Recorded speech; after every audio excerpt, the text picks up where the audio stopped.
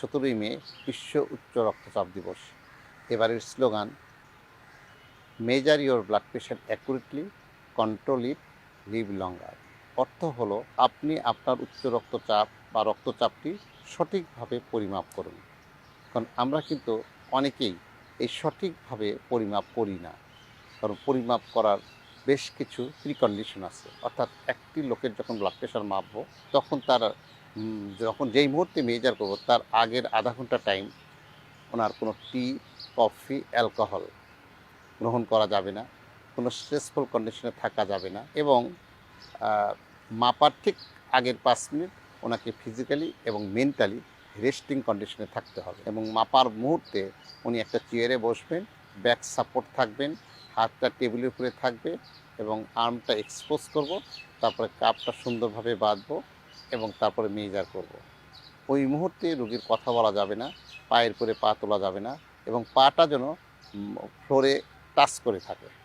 উনি রিল্যাক্স কন্ডিশনে back support থেকে চেয়ারের জন্য হেলান দিয়ে থাকে। প্রথম রেকর্ডটা আমরা এক্সক্লুড করব, সাবসিকুয়েন্ট সেকেন্ড এবং থার্ড রেকর্ডটা গ্রহণ করব এবং প্রত্যেকটা রেকর্ডিংয়ের মাঝখানে 1 থেকে 2 মিনিট গ্যাপ দেব। যদি প্রথম রেকর্ডটা নর্মাল আসে তখন প্রথমে ডান হাত, পরে বাম হাত মাপবো এবং দুটি যদি নর্মাল থাকে সাবসিকুয়েন্ট রেকর্ডিংয়ের আর প্রয়োজন নাই। তবে প্রথম রেকর্ডিংটা যদি বেশি হয় তখন অবশ্যই কিছুক্ষণ গ্যাপ দিয়ে 1 থেকে 2 মিনিট গ্যাপ দিয়ে আমরা সেকেন্ড একটা রেকর্ড নেব, এরপরে 1 থেকে 2 মিনিট পরে থার্ড একটা রেকর্ড নেব। এই সেকেন্ড এবং থার্ড রেকর্ডের যোগফল করে আমরা 2 দিয়ে ভাগ দিয়ে যে ভ্যালুটা পাবো সেটাই তার অ্যাকচুয়াল ব্লাড প্রেশার। উপরেরটি সিস্টোলিক, নিচেরটি ডায়াস্টোলিক। আমরা এই অঙ্কটা আমরা একটা কাগজে তার নাম, তার বয়স এবং তার ব্লাড প্রেশার সিস্টোলিক ডায়াস্টোলিক লিখে দেব। পাশাপাশি বলেও দেব যে আপনার এই মুহূর্তে রক্তচাপের মাত্রা এই। যদি দেখি যে তার রক্তচাপ বেশি এবং আগে উনি জানতেন না বা কোনো ওষুধও গ্রহণ করেন নাই, সেই ক্ষেত্রে আমরা সঙ্গে সঙ্গে তার কিছু এক্সামিনেশন করব। তার হার্টটা কেমন আছে, তার ব্রেন, চোখ, রক্তনালী কেমন আছে, কিডনিটা কেমন আছে, প্রয়োজনে কিছু পরীক্ষা করে সেগুলোকে শিওর হব।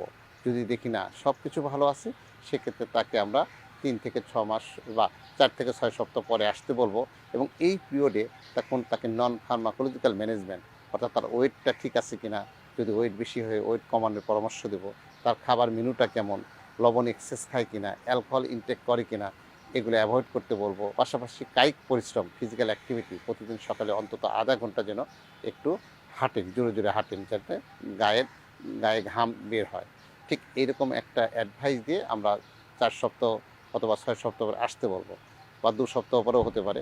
সেই ক্ষেত্রে আবার আসলো, আবারও বিপি মেজার করলাম, দেখলাম না এবারও একটু বেশি আছে, তখন আমরা এইভাবে 4 থেকে 6 সপ্তাহ পর পর 3 থেকে 6 মাস পর্যন্ত ফলো করব এবং নন ফার্মাকোলজিক্যাল ম্যানেজমেন্টগুলো অ্যাডপ্ট করার চেষ্টা করাবো।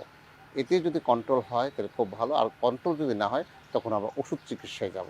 অর্থাৎ ওষুধবিহীন চিকিৎসা, যেটা নন ফার্মাকোলজিক্যাল ম্যানেজমেন্ট, যেখানে আছে ডায়েট ম্যানেজমেন্ট, যেখানে আছে এক্সারসাইজ ম্যানেজমেন্ট এটসেট্রা, এগুলোর পাশাপাশি ওষুধ শুরু করব। এখন কথা হলো যে বলছে measure your blood pressure accurately, বলার উদ্দেশ্য হলো আমরা অ্যাকুরেটলি ব্লাড প্রেশার মেজার অনেক সময় করি না।